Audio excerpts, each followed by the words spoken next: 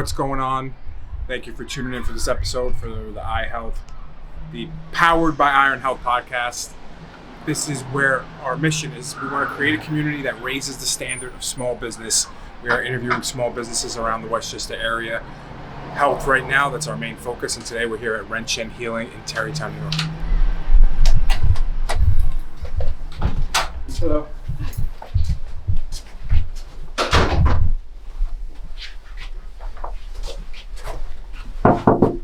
Nice little hallway.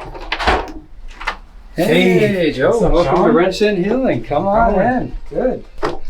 So let's take a little tour Yeah, of the facility. definitely. Go on, you show us around. This is Sean, Nice to meet you Dr. all. Sean. Dr. Sean. We'll dive into his story. You got an interesting story. I Yeah. think it'd be cool to share. Definitely. Cool. So give us a tour. Yeah, come on. So this is the waiting room. When you come on in, you can hang out, relax in the lap of Westchester's luxury, I guess. So this sign. Let's So this what's sign the deal with has a pretty cool story to it. So a lot of people get calligraphy and they have no meaning or purpose or origin to it. This one actually has an origin. When I was studying Taoist Shingon with a group of my Daoshi, well, the Daoshi Pangyo is a Daoshi friends of the Tao and students of the Tao in the Qingtong Mountains in the Fire Mountain region. So actually we're in a temple and we met with he was actually a commissioned but world champion, like gold medalist calligrapher for the Olympics in Beijing. Who knew that was actually a sport? But apparently it is. Really? Yeah, he was literally, it's a legit sport for speed and precision and quality. Like that, it's Wow. nothing I guess we ever get on our channels. But he was commissioned by the head priest of the Taoist organization out there to provide 20 of these for all of the students that were out there fortunate enough to study with them. And as he was creating them, it started to rain and they were out drying on bushes along the property of the temple grounds. And as it started to rain, everybody panicked. And I remember just this thing just saying, everybody grab just anything at random because everybody wanted to grow for, I want this one, I want that one, I want that one. So pick it at random. So you grab it, you carefully fold it up, you put it in your back, you go home. Nobody knew what any of them meant until we got back to the States like 3 weeks later. And we all took pictures of them, sent them to our teachers. And I'm like, what does this mean? So the Tao had provided, and this one for me actually means he who preserves the health of all, which is kind of perfect because it's literally what I try to do Yeah. on a regular daily basis. That's an awesome So story. the Tao provided a very cool piece for me. Very cool. Yeah, Love that. excellent. Yeah. So, you don't need to the bathroom, but come on in. The main practice area. Small kitchenette, which I may actually turn into an apothecary to be able to compound herbs on site, which was always been a vision of mine. Really? Well, I work with a pharmacy in Manhattan and one out in California, but it always takes more time. So I'd like to be able to make formulas in real time for patients that need them in real time, which would be really cool. That way I could compound something while you're here, or like, hey, come back in an hour and you'll have your own custom compounded formula on site. Yeah. I don't think anybody else really offers that to that level. I don't think so.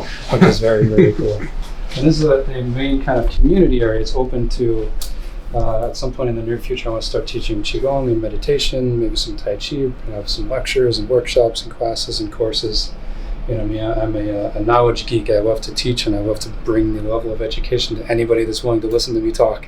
And then very feng shui laid out, we have 3 treatment rooms. What I call the room with a view, because for some reason there's a window in there, but it's nice. That's pretty nice. It Get some natural light. Get some natural sunlight in here, and it's literally fanned by the other windows. Yeah. So you can actually be in the treatment room getting natural sunlight. Very nice, easy to get around the tables, easy to function, very comfortable.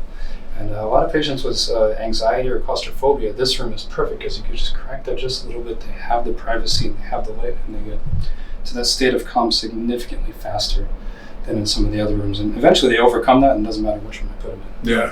They build trust with you. They build a trust. It's all about trust.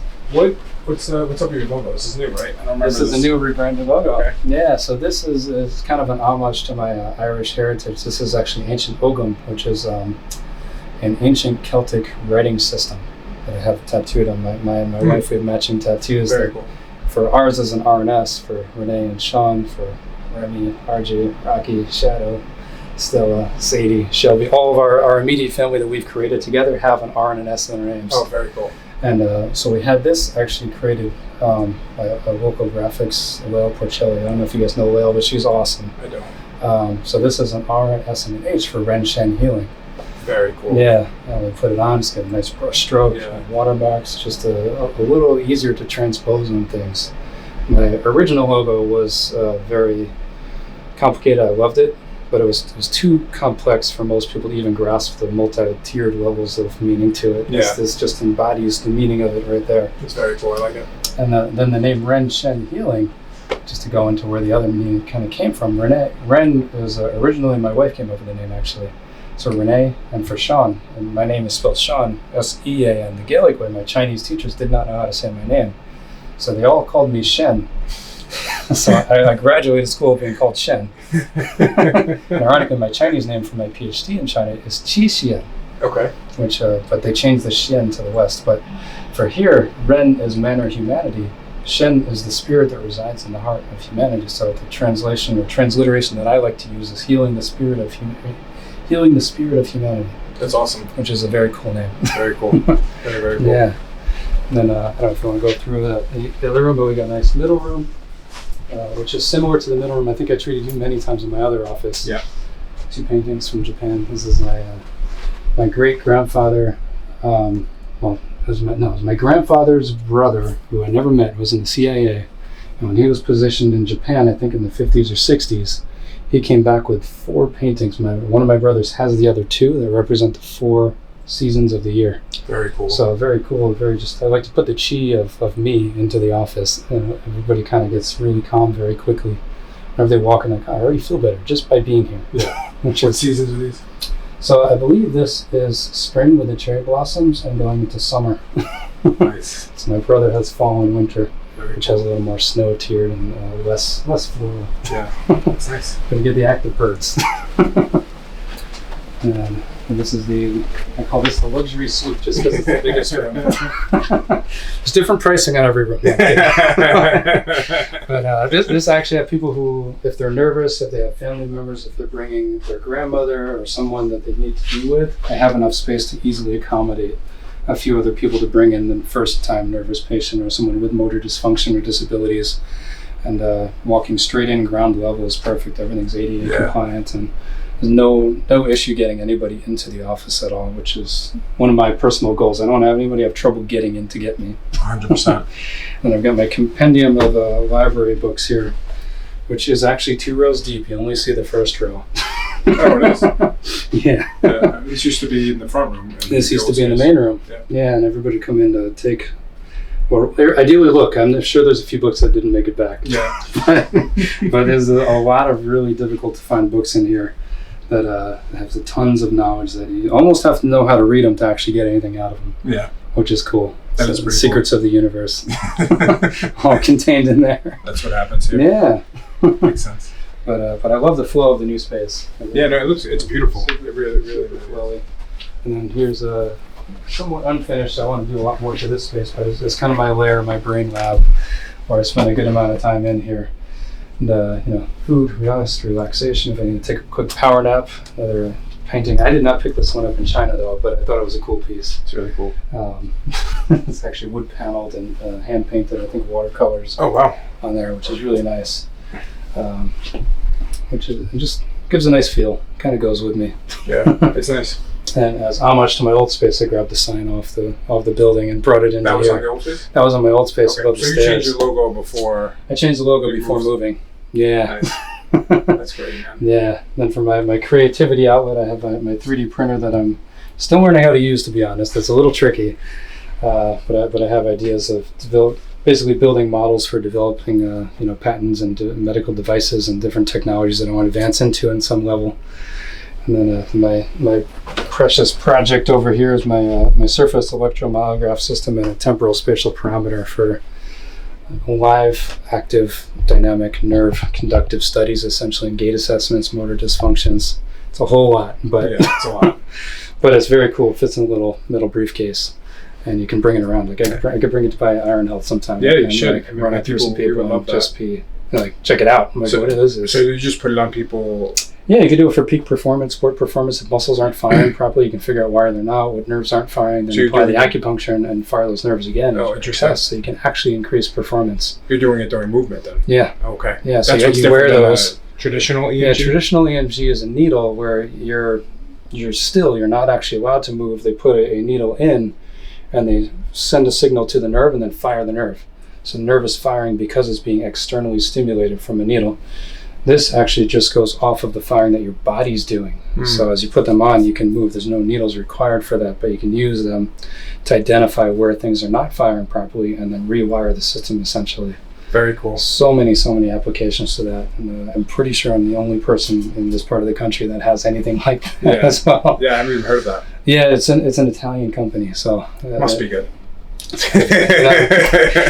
think it's more reliable than their cars, but very smooth. And then so that's the gist of the main office area. Cool. Which is pretty cool, where I spend a lot of my time. And awesome. My daughter helped us pick the office, so she'd be very happy. She's like, "Daddy, I picked a good office, right?" I'm like, "You did." That's awesome. Yeah, she ran through. She's like, "I love this one." Okay. And you were like, "I'm sold." Yeah, I was like, "Well, she picked it. All right, we got to do it." So I actually wanted her to be a part of a bigger decision. At 4 years old, I'm like, you can help decide where we have our office that maintains our life. Like, that's a big decision for a 4-year-old. 100%. But she, I'm going to teach her early on and empower her to make those decisions confidently and comfortably. Very cool. Which, I don't know if anybody else would do that, but had to make sense. Makes sense. It makes sense. It makes sense. Yeah. Awesome. Definitely. That was a good tour. All right, everyone. Welcome to this episode of the Powered by Iron Health podcast, where our vision is to create communities that raise the standard of health and wellness. And today we're here with Dr. Sean from Ren-Shen Healing. What's up? What's going on, Joe? Not much. How are you? Not too bad. Glad to have you guys here. Me and Sean go, well, thank you for letting us come into the spot. It's beautiful. Of course. You guys are welcome anytime. Yeah. The entire audience, too. Anytime you guys want. Yeah. If you're near the Tarrytown area, definitely check Sean out. We know each other for years. How many years, if we really had to say right now? I mean, were you were second year? Was I in college or was I in grad school? I think you were in first or second year of PT school. Yeah. Yeah. So 2013. Yeah. Crazy. Yeah. 2012, 2013 for sure. 10 years. So 10 years, the whole decade. Time flies like this, man. It does. So let's start with what you do here at Ren-Shen Healing. Like, what's your highlight? Let's dive into the specifics of what you're going to be doing here. So I kind of essentially emphasize on the modalities of East Asian medicine or traditional East Asian medicine, which I love because it spells team, traditional East Asian medicine versus Chinese medicine. So I studied Chinese, Japanese, Korean medicine, a little bit of Vietnamese medicine, different Taoism. I also study a lot of Western medicine too. Kyojong, Korean physical manipulation, so we can realign all the soft and hard tissues in the body, bones and joints, which is often actually how we start a session. I often do a structural assessment to make sure everything is physically and structurally in place. And if it's not, then we do a few modalities and manipulations to gently align the body, which then allows the chi and the blood and the lymph and all the circulatory tissues to flow more evenly. So as you realign, the energy is already there, then you're plugging into that stream of energy to create instantaneous physiological change through the application of acupuncture, which are fine stainless steel surgical grade filiform needles for anybody who doesn't know. Yeah, a lot of people I feel like are afraid of the needle component. What would you say to them? I would say most of my patients when they come in are not big fans of needles, but I was just telling a patient yesterday, the emphasis of acupuncture, ironically, is not the needle. It's the implement of change internally, physiologically, that the needle allows. So modern needles versus ancient needles, which were like fish bones, and actually the original needle was considered it's called the Bien stone or the light stone. It was said to have fallen from a meteorite. And they found the ore. The ancient imperial forces found the ore, refined it into a needle. So like the classic Ling Shu, the divine spiritual pivot, which is one of the fundamental pretexts for Chinese medicine and the application of acupuncture from 3,000 years ago, said to utilize something that fell from heaven, landed on earth, and was transformed by man. So that's considered the Sandan Huyi, the mind, body, and the spirit, the three treasures of Taoism. All was implemented through the application of acupuncture in a modern format by skilled and cultivated practitioners. Interesting. Yeah, it's that's like mystical mythology behind it? Yeah, mythological, but also like legit. I've seen these BN needles that are actually meteorite metals and alloys. Really? Yeah. How do you get your hands on one of those? I want to get acupuncture by that. It's very hard. It's very hard. We'll go to space and just start mining I could needles. get you some gold plated needles. I can get solid gold, solid silver. Meteorite is challenging because the factories are not equipped to really refine it. You'd have to find probably like a blacksmith or somebody with modern technologies or ores or something of that sort. Because even just the technology to create a flexible meteorite needle, which isn't rigid or would fragment or break inside the body, which they were able to do back then, is incredible. So even meteorite, they put on rings and stuff, and they crack and they chip and they break. They're very fragile, so you have to mix them with different alloys. Yeah. So you need like a metallurgist, alchemist, so to speak, to create them now. It almost sounds like it's alchemy. It is essentially and fundamentally alchemy. Yeah. For the modern Western world that doesn't understand that at all, they're like, yeah, whatever, it's crazy. But what's the origins of acupuncture? Like how far does that go? So there's a series of debates that, say arguably 3,500 to 5,000 years, but there are actual records on hieroglyphs in Egypt that show ancient Egyptian doctors holding out a needle, shooting a beam of light into a patient to cure illness, which references, 6,000 years later in Chinese history, the Bien needles. They've even found hieroglyphs reportedly on Stonehenge in England. Which is crazy. Nobody ever talks about this stuff. I'm one of these info junkies that likes to find out where all this stuff is. Yeah. So arguably, I more consistently say 3,500 to 5,000 years, but it goes back even further. Even India and Ayurvedic practices, which we know historically go back upwards of 8,000 years, reference the utilization of needles. Wow. Yeah. But acupuncture is really what? Chinese acupuncture is really what built it fundamentally for the rest of the world to benefit. So who's like the father of Chinese acupuncture? The father would essentially be the Yellow Emperor, who is said to be living in the spirit world and watching over China for the next 10,000 years. Wow. We're close to that 10,000 year mark. We're running on it.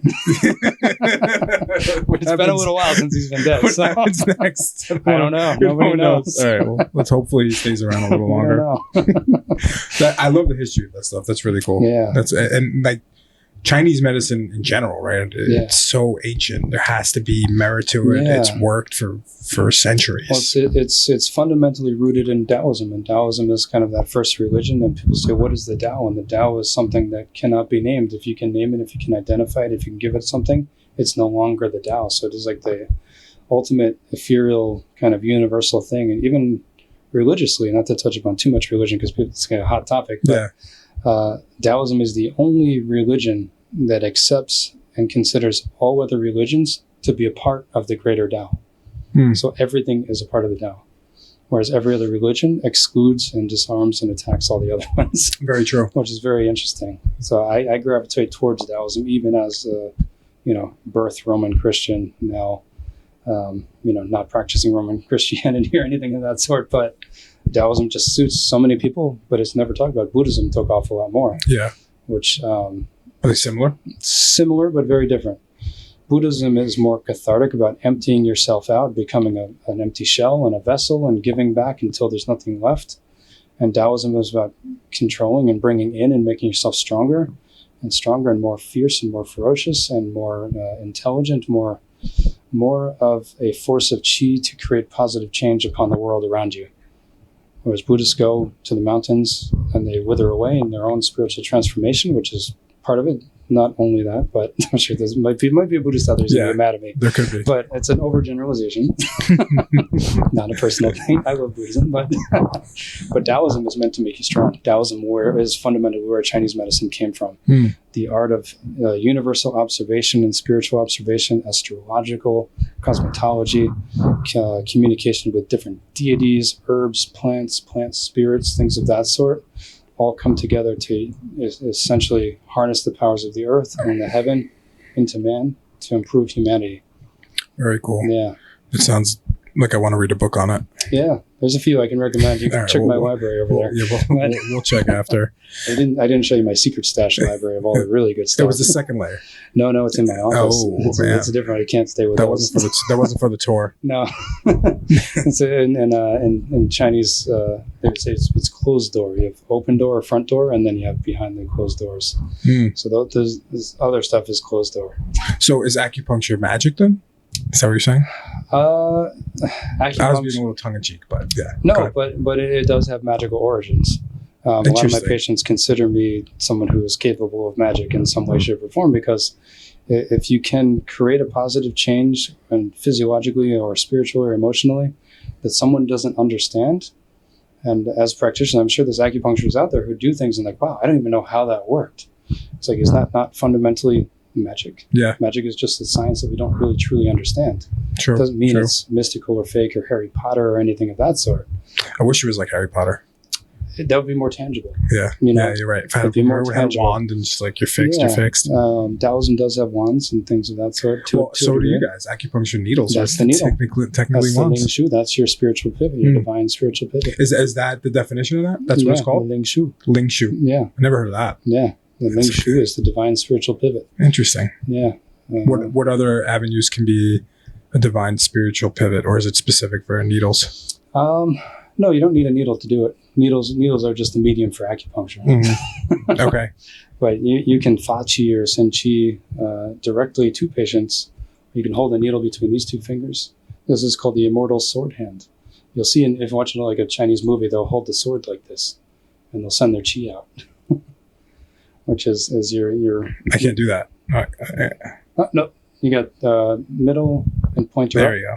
And then thumb over ring and pinky. It's not even easy, see? I don't have that muscle. Gotta work on your magic. Damn it. Gotta get you more magic, Joe. That's funny. That's good. It's like, what's this? That's claw hand. This is a side note, but like I say 3 like this because I can't do it the other way. You can't do that. Do you have like tendinous issues? I don't know. Maybe something maybe it's in my family. Really? Yeah, it's something like probably with a connection here. Yeah. That like we can't raise it. So it's an interesting thing. Someone broke your magic. Exactly. Yeah. I gotta thanks, Mom. Somewhere down the family lineage, the magic's gone. I don't know. Jeez. I know. I gotta find out. It's very Freudian, but it's always Mom's fault. Very true. Very true. Yeah. So here specifically, unless we want to dive more into the history, like what are you focusing on at Ren-Shen? So I do have a specialty, but I often call myself the anti-specialist because I like to treat on everybody and anything. And what comes to aggregate towards me are largely extremely complicated, difficult cases that nobody else knows what to do with. Most patients who come to me have seen all the top specialists, the best doctors, the best Columbia specialists, the best PhDs. They travel around and nobody knows what to do. And I'm seeing them 3, 5, 6, 8, 10 years into a chronic condition. And within usually a handful of sessions, I'm able to crack through that and start to get improvement where they've had literally years of no improvement. So that's kind of become sort of my niche of dealing with extremely difficult patients. Not to say I don't enjoy just regular patients too. Those are just as fun and enjoyable, and you get the benefits almost faster. If a regular person comes in just for a quick seasonal tune-up, you're going to feel amazing really, really quickly. And then there's always things to work on. So I would say we're a constant work in progress. And if we're not working towards improving, then we're just staying stagnant. So we have to always work on improvement. And I would say any of our issues within our health or our body or our life should be looked at positively as an opportunity for change. There's another opportunity for change to bring more positivity to yourself and give you that nice direction. Is fundamental, circling back to the Taoism and treating on the 3 levels of the Sandan He Yi. I like to treat on the level of the mind, the body, and the spirit, which is Jing, Qi, and Shen. The physical, the energetic, and the spiritual. Mm-hmm. Most practitioners are trained to work on the level of the physical, so they maybe luck out and get some energetic treatment, but it's very hard to treat on the level of the spirit.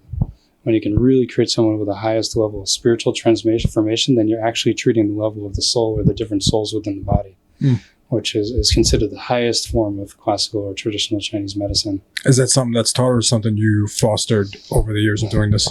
So I think it's something I've always been able to access. Just ever since I was a little kid, I remember seeing ghosts and spirits and things, but nobody else knew what was going on or even acknowledged or believed it. So for me, that otherworldly experience was really just part of who I am. Mm-hmm. And it's a matter of accepting that and then going with it to say, yeah, this is who I am. This is how I have to function. And this is where I'm going to get the most results and the most rewards. And, probably also suffer and learn and sacrifice all at the same time, because anything worthwhile takes a lot of time and blood and sweat and tears to really be true. But I emphasize and I try to live the become your craft mentality. Once you identify what that is, who you are, what you're passionate about, you should strive to become that craft.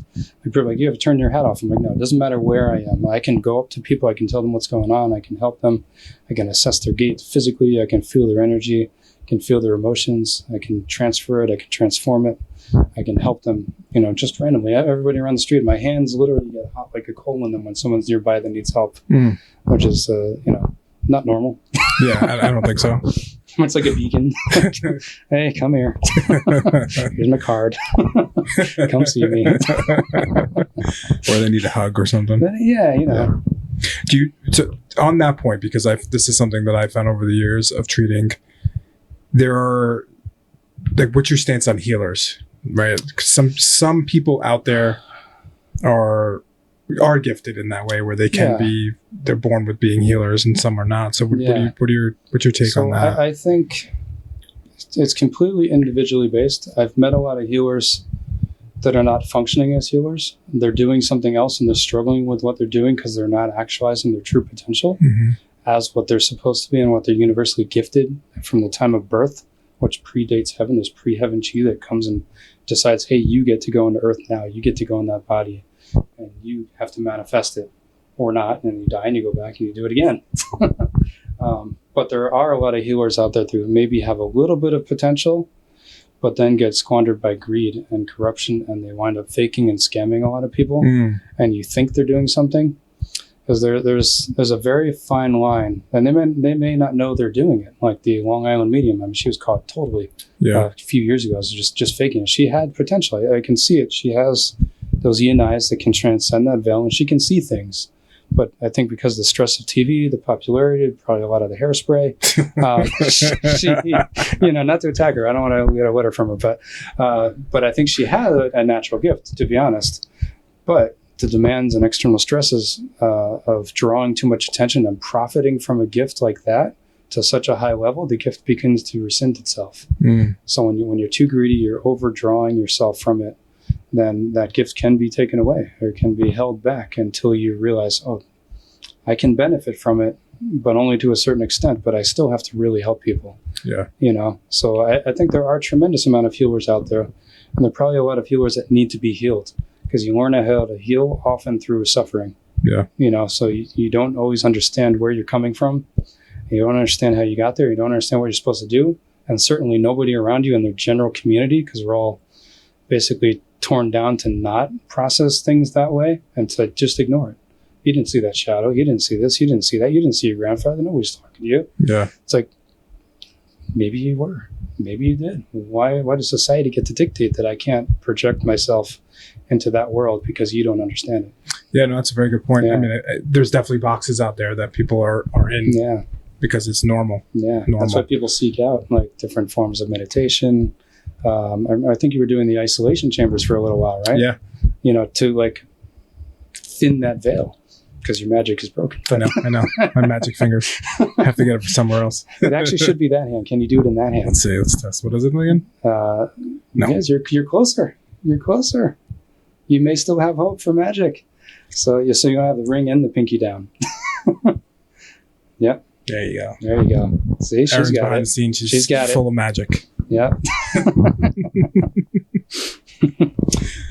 do have some Celtic. Is it an Irish Erin? So, yes. We got leprechauns. Yeah, that's and true. Other things. Yeah, but leprechaun's the top, though.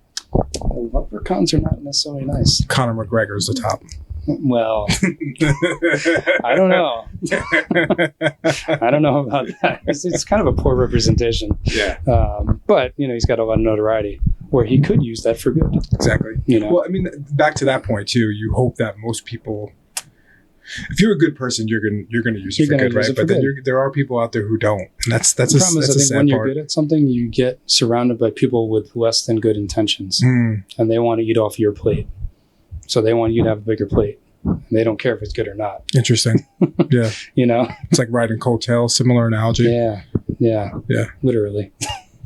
That's a great analogy. Yeah. So for Ren-Shen, How long have you been in business here? And So I started studying Chinese medicine formally in 2006 after I finished my first degree in economics. okay, So my original track was actually commercial real estate development, and I was being groomed by my advisors in the economics department and had an internship set up to learn from one of the best hedge fund managers out there. Who was going to teach me how to single-handedly learn how to make $100 million a year.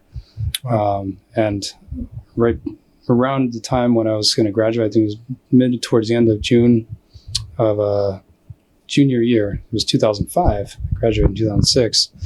I wound up losing our family dog and losing my grandfather and being diagnosed with malignant melanoma or skin cancer in my back and having a knee surgery, all in like a few months of one another. And that really, the diagnosis in particular, changed my whole trajectory. Okay, that's a very selfish path. That's not going to utilize any of my skills directly to where I'm going to be benefiting the masses. That's a singular benefit me. Make as much money as I can, screw everybody else. And that's very much the mentality. I know a lot of hedge fund guys are very nice, and a lot of them got out of it because the economics is changing. They can't actually stay in the same model at the moment. Yeah. But one of their mentalities that they train you early on is buy fear and sell greed. Like that's their MO. Like buy fear, sell greed. Like that's what you want to live by. I don't want to live crazy, by that. Man. You know, but that's what you do. Oh, someone's going to sell. Let's short sell this. Let's start selling. People are going to sell because they're afraid it's going to go down. Guess what? That shit goes down. I'm going to gather all of it. Yep. Now I've just got it at a better price. That's a short sell. They manipulate the market like that. Yeah. All day long. Every day you see something tank. What happened? Oh, let's just let some go. Everybody's going to panic. And then, come back around, scoop it all back up. Yeah. It's an economic strategy of arbitrage. Interestingly enough, I don't want to harp on hedge funds and stuff like that, but my thought around them is they're not really bringing any value to people, and they don't really have to deal with people. No, they use money multiplier effects. They make money make more money. Money compounds within itself, and they make money whether you make it or lose it, which is why it's hedge fund. They hedge the losses and they hedge the wins, and they make commission fees no matter what. Yep. So for a long time, it was one of the best industries. But I remember learning early on, they're like, you're either going to make it really big or go to jail. So that's what they told you in school? That's what they told me. Wow. Yeah, like you just hope you go big. Wow. This was the Jordan Belfair era, probably. Yeah. This is right around all that time. Or 2008. Yeah. It was pretty bad too. Yeah. So right when I was getting out, that's when I started looking for a space here in Tarrytown to open up. 2008. I opened my doors in 2009. So how did you get your acupuncture license? You said you had economics, and then... So I had economics, and because I was diagnosed with cancer in 2005, I had actually already been studying anatomy and physiology of the body. I got really into training. I'd been powerlifting and endurance lifting since I was like 11 or 12. So I'd studied the body immensely. I even looked back and I realized I was like 11 or 12 years old. I had books on pressure points and meridians. I didn't know what it was at the time, but it was interesting to me. So I studied it and then studied the body and studied anatomy and studied everything else, ignored my spiritual adaptation to things at that point because it was, that's more ethereal. I was trying to get in the physical world and in the self-driven world of materialism. And then when I was diagnosed, I kind of started to really almost immediately reassess, like, what am I doing? Why am I going into that? And like when they found it, they were like, it was stage 0. It was very, very early. Thank God my wife, who was my girlfriend at the time, was like, you need to go for these 3 moles. I still have them. They actually form a perfect equilateral triangle for some reason. Interesting. But they found 2 on my back. The first time I went to a dermatologist, they found it. Oh, wow. And a week later, I was meeting with an oncological surgeon. Wow. So it was really, really fast, very, very forced into that. And 2 weeks later, I had surgery on my knee. So I remember going down to the economics classes with stitches on my back, stitches on my knee, with crutches, like looking like Quasimodo, and sitting on the subways, and nobody would give me a seat because like, who's this crackhead? Who's this junkie? Because you're just like all beat up, all pummeled, trying to get down there. Like, why am I studying economics? So I started picking up. Actually, the first book I picked up was The Foundations of Chinese Medicine by Giovanni Maciocia. Ironically, I have to study Chinese medicine with an Italian guy. Yeah. But he was very, very articulate. He just passed away a couple of years ago from, I believe, a liver cancer, very sadly. But he laid everything out in a very, very good format, traditional format, easy to read, easy to go through, lots of images because I'm a very visual, tactile learner. So I chewed up the entire textbook and a few others before I even went into school. So then I started looking at schools, and I actually wanted to look into nutrition first. So I was already a personal trainer at that time too, and a holistic health counselor from the Institute for Integrative Nutrition. I did all that in 2005. Nice. At the same time, I was like, do everything now. You were like, start to change my path. Well, change your blink of an eye. Real Changed. Quick. Undeniable shift. Yeah. And so I was looking up nutrition schools, and I was like, I don't think this is what it is. But one thing that popped up when I looked up nutrition schools was one tab at the Pacific College of Oriental Medicine, which I believe now is the Pacific College of Health and Sciences, because Oriental became deemed derogatory for some reason. So they should reprint all my degrees up there from now. They're not going to spend that money. No, they're not going to reprint. It's okay. No, I'm from the original gangster school. Yeah, exactly. That didn't care. The OG. It wasn't a thought. It's like it's a school. But they had a one link that was Eastern nutrition. And that led me to start to look, well, what's Eastern nutrition? And I remember reading a book called Staying Healthy with the Season or Eating with the Seasons by Dr. Elson Haas. And it was about food energetics and food emotions. And, what are the tastes and flavors and cravings that correlate to the organs themselves and the tissue and the viscera and the mind and the spirit. And I was like, wow, this is like just resonating almost immediately. And it came crashing to me. Like it was really more of like a reaffirmation of information I had already known from a previous life. Mm-hmm. So I immediately went to go and basically do an open house. And then I was like, this is where I need to be. With the open house, they let you be a student for a day. So I think I went back like a couple days later. And I went and sat in first year, second year, third year, and fourth year classes. And I was able to answer all the questions and stump all the teachers immediately, because I had read so much prior to even going into the school. And they're like, who the hell is this guy? He's coming in out of nowhere, answering all the questions, challenging the professors, challenging everybody, and was actually right on everything that I mentioned to them just off the cuff. So I was like, all right, this is where I need to be. So I signed up for 3 degrees simultaneously to do in a 4-year period with the schools, every degree they had, quite literally. I was like, I'm doing them all right now in 4 years. What was it? What were the degrees? So the first degree, which they took away shortly after, so I'm one of maybe 40 people that have this degree, is a Bachelor of Professional Studies in East Asian Holistic Health and Massage, which was predominantly a bachelor's degree in Chinese medical massage or Tui Na therapy. They took that away and made it an associate's and went all Western. So they don't actually have that anymore. Like as soon as I finished, they dropped it. Interesting. Like okay. So, but that played really in part because when I was able to finish that, I was still finishing the Masters of Science in Traditional Oriental Medicine, which was the degree for acupuncture, and that also had a Bachelor's of Professional Studies in Chinese Herbology. It was a dual degree. So you finished that in 4 years. I finished the other one in a year and a half and was able to open my practice in 2009, shortly after finishing that degree. Nice. Got my massage license and opened my doors. You started with massage. I remember you telling me. Started with massage because I finished that license first. So I was like, I'm not going to wait. Let me start now. Yeah. So I was doing, massage therapy, but it was predominantly Chinese bodywork.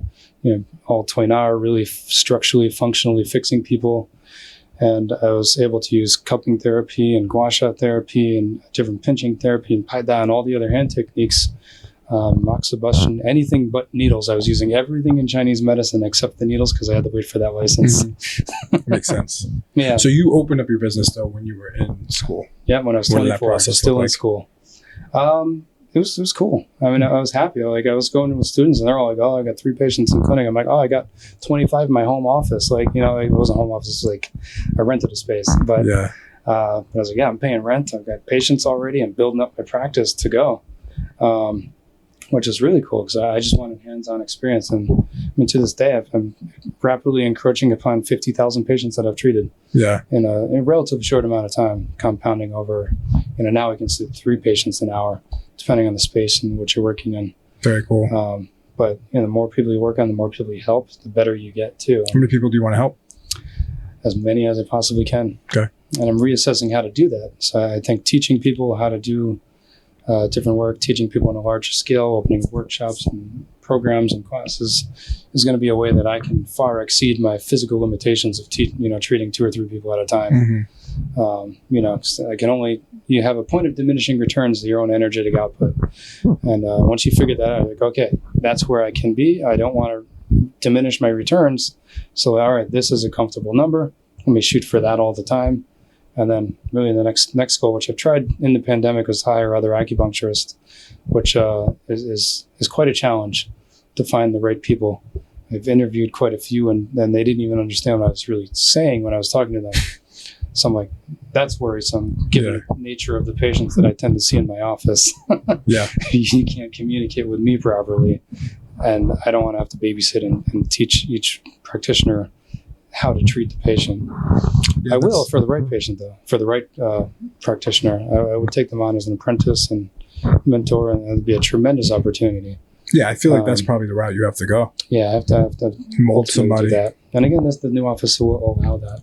Very true. The other office, I didn't have the space, and with COVID restrictions, it was not the worst time, but not the best time to try. Now is a much better time. So if anybody want to join, come on out. Well, that's another way we talk about multiplying. You can multiply yourself. Exactly. And how many people you can help. All my patients saying, I need 3 more of you. I'm like, I know. I need 12 more. I feel the same way, man. Yeah. You can only be in so many places at once. And until you can appropriately delegate to trusted individuals to do what you need to do, then you actually are seemingly in multiple places at once. The delegation part is an interesting thing too, because it's, the way I walk my line is like, I will delegate quickly. Yeah. And then it's a testing ground. Yeah. And it's a pressure cooker. Yeah. That's what I make it or you're not. We're in a pressure cooker, you know, because I'm not going to stop. And, and this is how I operate. And you gotta, you want people to fall to the level of the standards, not below that. So your standards have to be high. Yeah, they got to be higher than what you expect, and then keep getting better. 100%. It's hard in highly specialized fields. It is. It's very hard. And then especially when you bring someone into the other side of like the business side, if you were to bring someone now, they got to do that. That's like a whole nother layer that they don't even know anything about. Exactly. It's fun though, man. Yeah. It's fun. I look forward to venturing into that. When you first opened the place, it was in Terrytown. My first office was on Main Street. How did you pick it? Like, how did you just say, I'm just going to do this? Like, how did that process work? So I'll say my wife had a lot to do with it because I was still in school for 3 degrees at the same time. Yeah, so she was able to help a look, and we were exploring different options. And literally, it was a single room, probably a little bigger than this middle space here. And that was the whole office. And it was massage therapy. So I'd step outside, let people get ready for the treatment, and I'd go back in. And when we were done, I'd step in the hallway, literally. And it was very small, very low key. I was like, I'm in school all day. I'm seeing a few people at night, seeing a few people on the weekend, whenever I was. And then I grew from that space to I shared a space in Union Square for a little while, and I actually rented from the school. Oh, really? So and when I first started, I was feeling out where the demographic was and where I wanted to put my energy. So I was like, hometown, that's easy. That's more comfortable. A 4-minute commute from my house at that point. Union Square, I was like, well, I'm in the city. Can I go down and get a different demographic? Which wound up being really challenging because it was shared space. I'd have to bring all my stuff every single time. I was only there like 1 day a week. It wound up kind of being a wash, but it was a good experience. Yeah. And the school was kind of easy because I work on the upper level practitioners. I work in the heads of the schools. I worked on all the really important people that actually helped implement changes within the school. I don't get credit for it, but the right people know that did happen. The reason they're all wearing scrubs there is because of me. Yeah. It was all lab coats, suit and tie before. Oh, wow. Yeah. And I was like, this needs to change because of the physicality of the medicine and the function of application of the treatments. If you need to bend down, if you move, you need to rotate, you're twisting, you're pulling, just like PT. Yeah. You can't wear a lab coat in PT, not comfortably anyway. No, scrub is much better. And I noticed habitually everybody would leave their lab coats in the corner of the room for the entire semester. Nobody would wash a single one of them. And they had issues in regular hospitals with doctors with ties. Someone realized you don't wash your ties enough. You barely dry clean them. They had bacteria infections on medical hospitals. All these ties were horrible, plague-based sources of infection. Yeah. It was like the lab coats. You don't wash the lab coats, you don't wash the ties. Scrubs. You go home in them, you take them off, you wash them. Everybody takes care of them. Much easier, much more hygienic and functional. Now everybody in every medical industry, you mostly see them in scrubs. Yeah. Different colors to indicate where they are within the facilities, but... Of course, you need a tiered system.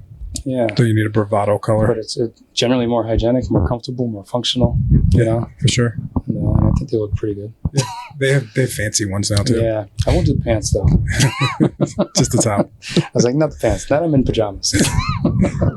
Yeah, that's pajamas. It's pajamas at that point. So it's first base your wife found, and she's like... Yeah, she actually found. What drove you to say, I'm just going to do this?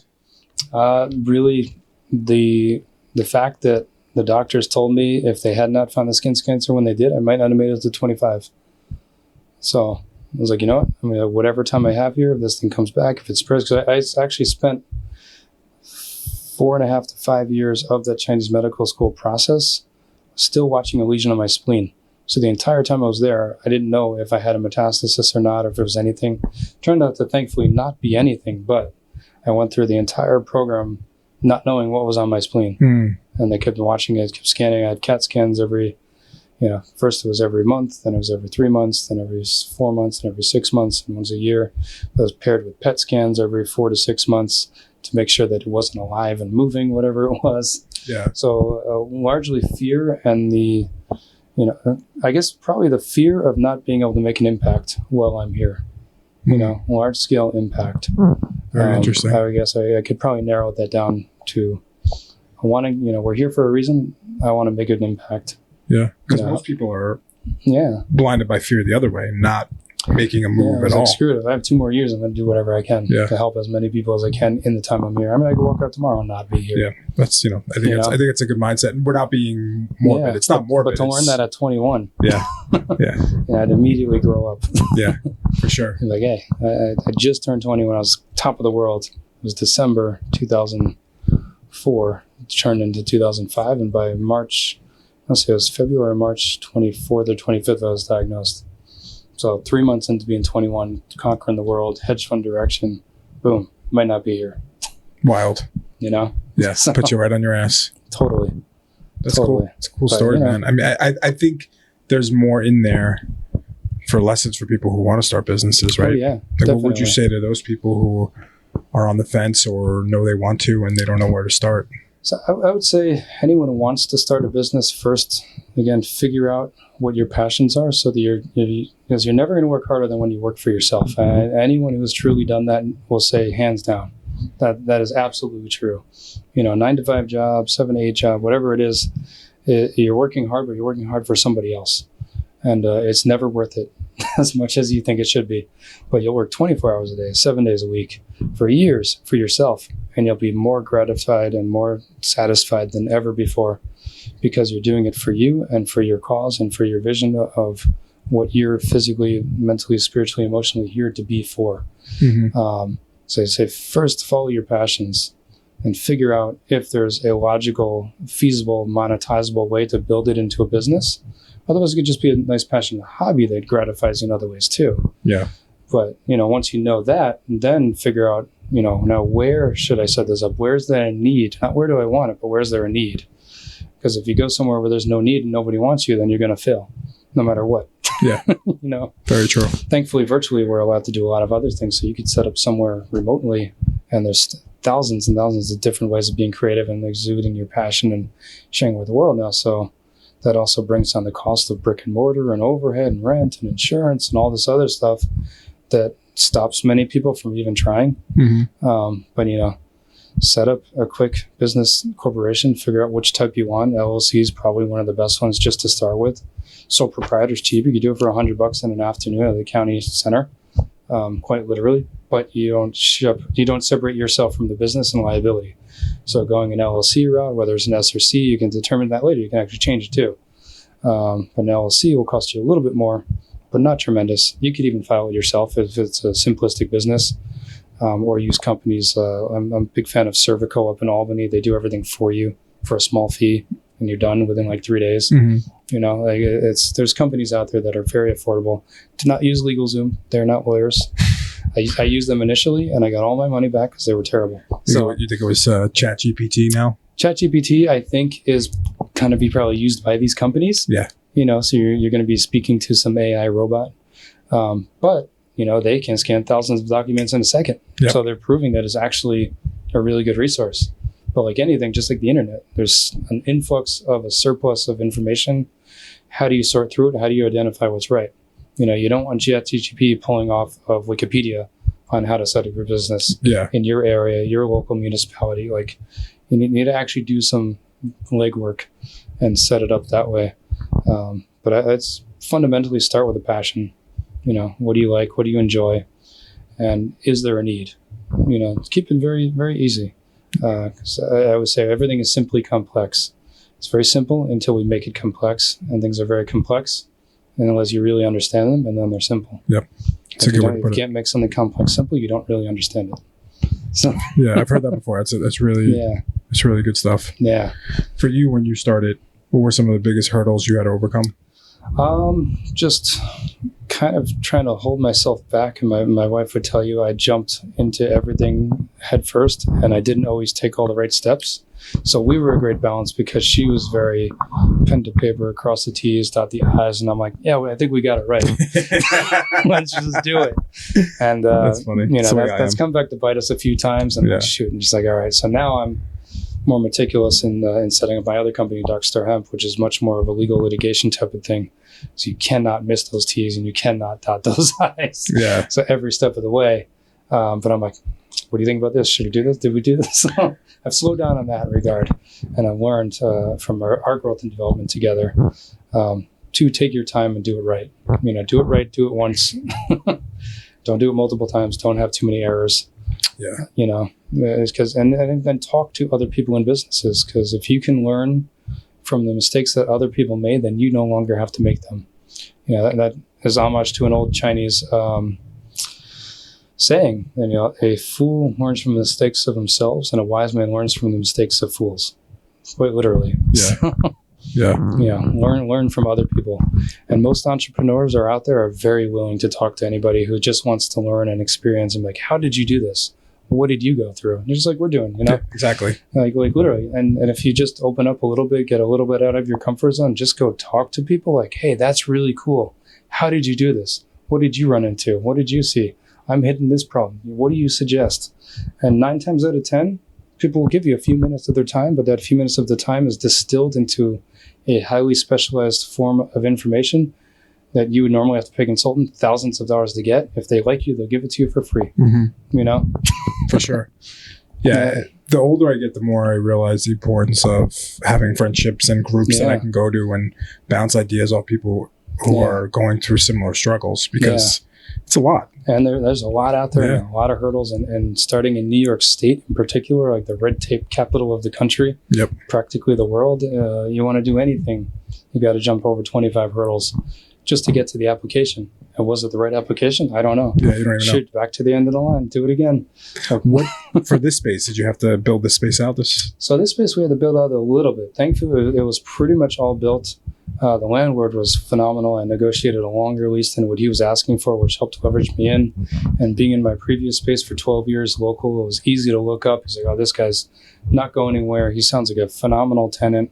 I get along with him really well. He's probably a few years older than me. His family's owned this building. So he's telling me he used to crawl around the space as a kid. So he knows this building. Wow. He loves this building. And he came in and personally did the work himself. So we had the 3 rooms were originally 2. This first room was here. The back room was there. And this one room here was 2 rooms that he added a wall in. It was one big room. He added a wall to create 2 separate spaces. But that was the extent of the build out. And then he, fresh coat of paint, fresh carpet down, and we were good to go. You good to rock. So it's pretty fast. Yeah, that's always the best when it's easy. Like, not crazy, nothing requiring permits, no major structural changes, some stud sheetrock paint and carpet. Like, you're good to go. Yeah. So find easy spaces that are not going to make you go broke before you get to open. 100%, man. I couldn't agree more. Everybody goes broke trying to open. Well, I feel like the restaurants are probably the hardest with that. What are you going to do? You need a kitchen. You need a kitchen. You need permits. You need fire safety. You need food safety. You need walk-in freezers. You need fire suppression systems. Restaurants are insane. Even food trucks in New York are. You'll spend $100,000 on a food truck and still be nope. Yeah, that's one business for me where I wouldn't want to entertain. Yeah. Unless it's already built out. Turnkey, maybe. Yeah. Turnkey, everything's approved, and then you just change, what you're doing, pick 3 to 5 items that are really hot, that people want, that you do really well, and keep it simple. The economy right now is tricky, picking on a business with consideration to the rates of inflation and influx of inflationary changes, so that knowing your costs now are probably going to be more later. Inflation tends to go bigger before it bursts, and then when it bursts, it collapses. Mm-hmm. But when it collapses, you often have an influx of now everybody's scrambling for even more money. So instead of your costs going down, they're going to skyrocket before they stabilize. So you'll see a lot of businesses fail in the next year that haven't already. Yeah. With the economy the way it is right now, it's not terrible on the day to day. Most of us don't notice it, but if you're starting something, you're building something, you're feeling it. Oh yeah. You know, that sheet of plywood that I need a pallet of is now $140 a sheet. It used to be 30. Yeah. Yeah, there's quadruple cost just on a structure. even my business in quarter one. Yeah, and you're building them all out. And we're medical, and we still felt it. yeah. And we're, it's a different animal. If we're feeling it, everyone else is feeling it. Oh yeah, definitely. And then there's only limitations that you can kick back to your customers, that you should. Yeah. They shouldn't have to have a 40% increase in their fees because you're, more expensive to keep your lights on. Mm-hmm. Because they're like, oh, forget it. I'm going to go down the street where someone had that stabilized, someone owned the building, somewhere else. It's just easier. Yep. So picking the right spot, the right place, the right location is tremendous, and finding groups and organizations and some level of community within that entrepreneurship region, which is, I think, easier to do because there's a lot more individuals out there. Yeah. And I think that's one of the silver linings of the pandemic has been people have been able to take the opportunity that was presented to quit their jobs that they hate or start up a side hustle working from home and be like, hey, can I take this passion off? Can I create something where I don't have to go to that job I hate anymore? Or can I work that less? Or can I pick up another part-time job that doesn't suck totally and build my business, build my dream, build my vision? So, in times of decline like that, like 2008 was when I started renting my first space. I got in when the economy was tanked. And people are like, what are you doing? I'm like, I'm getting the best rent I ever could get here. I guarantee I got better rent than I would have if I rented this 4 years ago, for sure. Yeah. So you take advantage in the right time and the right place. Yeah, the timing is so important. A lot of it's luck, but it's also just knowing your area, knowing your field, knowing what your needs are. So, having good spreadsheets or whatever way you track it, spreadsheets are easier once you get them set up, and you use ChatGPT now. Make it pretty. Hey, can you build a business model for me? And do you track everything on the back end? Not as much as I should, but I'm getting to the point where I'm starting to track everything significantly more. When I first started, that was one of my hurdles. I really didn't track stuff. I was just kind of like off the cuff. I was like, let me just treat patients. That was my main focus. How do I get more people in? How do I help more people? How do I get more people on? And I think that, various times I probably would have built and grown faster had I been more on top of it initially. Yeah. But as I started, I was working, I actually had 2 other jobs. I was personal training, doing something else, and starting the practice and doing the other 2 degrees. So I didn't have much time to do really anything properly in that regard. It was literally just go, go, go, go, go. If I wasn't 22, 23 when I was in school and 24 when I started, I don't think I could have kept up at this point. Fair. So you do it like a maniac when you're young, and you can. Yeah. And because as you get older, you do slow down a little bit, but you also get wiser. Yeah. You get more help, more assistance. More help. Yeah. That's one thing for us. I track everything meticulously. Yeah. We have 4 clinics, but it's a part of business. If you want to scale to any level, you have to. You got to know your time under tension. Yeah, you got to know. Hey, how many pieces of toilet paper are going through? Like, toilet paper. Well, there was a toilet paper crisis, so someone could have been stealing toilet paper at some point. That's a good it's point. Like something silly. But I got to go look into my books. I'm gonna go back check. Hey, we went through 46 rolls that week. What the hell's going on here? You never know. Like, You're right. You're bleeding money from somewhere. So, what's your long-term vision with Ren-Shen? Where you want to take this? So my long-term vision has changed somewhat to a certain degree, but I've altering it a little bit. But I've always wanted to have multiple locations, but I'm shifting it to, because I'm so specialized, it's really hard for me to personally scale. But I want to try to bring in a few other practitioners of the same license, and then work with other people of complementary modalities so that we can offer a more inclusive level of skills. And then I think that model will be more easily reproduced versus trying to copy me and just running from location to location. Because most people for years have come to Ren-Shen Healing, but they really go, I'm going to see Dr. Sean, I'm going to see Dr. Chillemi. And, oh yeah, that is Ren-Shen Healing. So I think shifting more consciously as I get older to build Ren-Shen Healing as its own entity. I'm part of it, and then plan to work my way out of the majority of the work, but always maintain a certain level of clients because I love working with patients. Yeah. I don't ever really want to stop that, but I don't want to kill myself doing it at the same time. So, and again, it's how many people can I reach? I want to reach as many people as possible. Yeah.